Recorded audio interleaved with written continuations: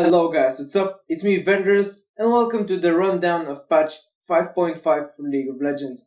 Here is everything you need to know about the new patch if you do not have the time or will to read the whole patch notes. Before we start, I just want to give props to Chris Tom, known as Pip, and Patrick Scarborough, known as Scarzard, for writing this in the most easy and fun to understand way. Without further ado, let's begin. In the introduction, they talk about the changes in the jungle and the jungle champion diversity, as well as the new 120 AP item, being sort of a replacement for Deathfire's Gasp. Furthermore, it is said that they're at the end of the updated Summoner's Rift beta, but this doesn't mean that they will stop making the map better in time, but rather labeling it a finished for now product. For the champions, Bard, the new roaming support, will be released a bit later during patch 5.5. To learn more about him, click on the presented link now or find it later in the description. Again, changes for Azir. This time there is a small buff to his base attack speed and his soldier attack and pass-through range. A bug fix for Gangplank fixing that the slow immune targets are no longer unaffected by Gangplank's passive damage over time. Gragas' base mana is higher, and so is the damage cap on his W Drunken range versus monsters. There are bug fixes for E's Defiance of Karma and the bug fix for Karthus' W Wall of Pain. Kassadin's ultimate Riftwalk has lowered cooldown, lowered mana cost, and higher range. He also has a new model, texture, animations, and slight VFX changes for base and all skins and new ability icons as well. For more about that, click here or go to the description after the video. Lissandra's Q, as shard, has its damage lowered. Nautilus, Titan's Wrath deals less damage but has a higher max health ratio in its early levels. His E, Reptide, has lower cooldown, mana cost, AP ratio, and slow duration. Nidalee's W, Bushwalk, deals more damage but loses its percent current health damage bonus. For Rek'Sai, he has now a new UI displaying how many tunnels he has versus the maximum, similar to the UI that Ward Spawning has, as well as showing which tunnel will be destroyed if he reaches his limit. The bonus damage against marked targets of Shyvana's E, Flame Breath, is increased. Singed has a bug fix for flinging an enemy into his W Mega Adhesive. For Sion, he has his Q Decimating Smash buffed with increased AD ratio and lowered mana cost, but his E Roar of the Slayer has its mana cost increased per level. The damage of Skarner's Q, Crystal Slash, and E Fracture is increased. Bug fixes for Sona's passive, Power Charge, and lowered mana cost for her ultimate, Crescendo. Bug fixes for Soraka's Q, Star Call. Changes for Tristana. While her Q, Rapid Fire, is active, each basic attack against a target marked with E, Explosive Charge, lowers her cooldown of her Q by 1 second. For Trundle, he has his passive, King of Tribute, range increased. His W, Frozen Domain's healing amplification in the same at all ranks, the same number as his previous level 5 E, and his ultimate, Subjugate, is kinda buffed due to a bug fix. For Urgot's W, Terror Capacitor now has a lower base shield, but also is given a new percent max mana ratio.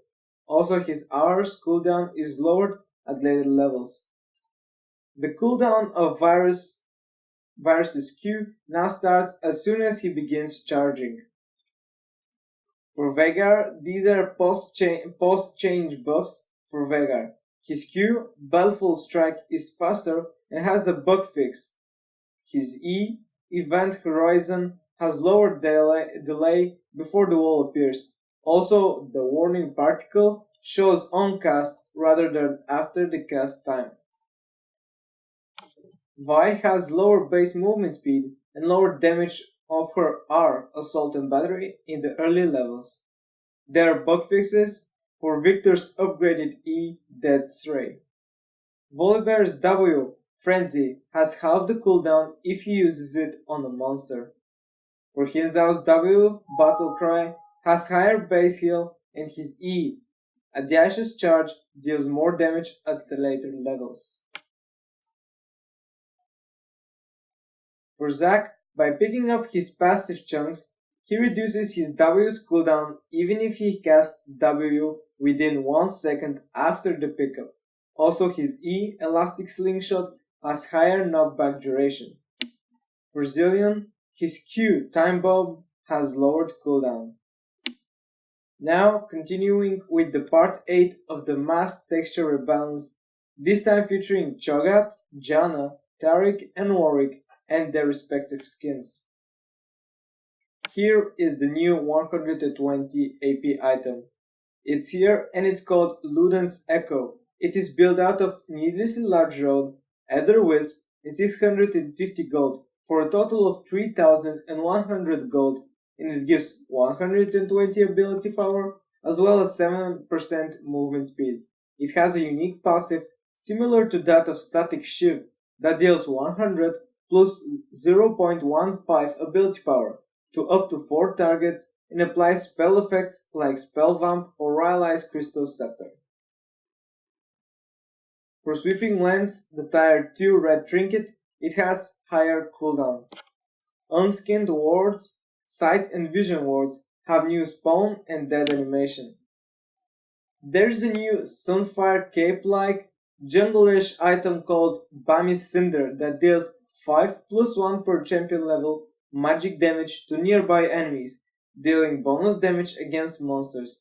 It is built out of Ruby's Crystal and 600 gold for a total of 1000 gold, and it gives 300 health plus of course the unique passive. The enchantment Juggernaut is replaced by Cinderheart. It is built up of Tier 2 jungle item, Bami's Cinder, and 350 gold for a total of 2200 gold. It gives 350 health, 25% bonus health, and a stronger Bami's Cinder unique passive that becomes even stronger with time in combat. Following up the fire mood are the changes to Sunfire Cape's recipe, which is now Chain Vest, Bami's Cinder, and 850 gold for an unchanged total of 2600 gold. The stats are the same and the passive is still unique, so don't try to stack them. Rapture Clock gives more armor and has a new unique passive, Point Runner, that gives you movement speed while near fallen turrets. For Z0 Portal also gives more armor and as well as more magic resistance and has the same unique passive. Also, Void Spawns are super buffed. Almwaker now has the new Point Runner unique passive as well. Righteous Glory, it gives a bit more health. For Banner of Command, they literally changed nothing. They just want to talk, so hello, yeah, we're fine too. Inhibitor and Nexus turrets give only 50 global gold now and no longer give experience. Shield turrets, which are the inner turrets, have no shield in the middle lane, so the middle lane inner turrets no longer shield nearby champions. Top and bottom lane turrets though have lowered shield health, but all inner turrets have more health.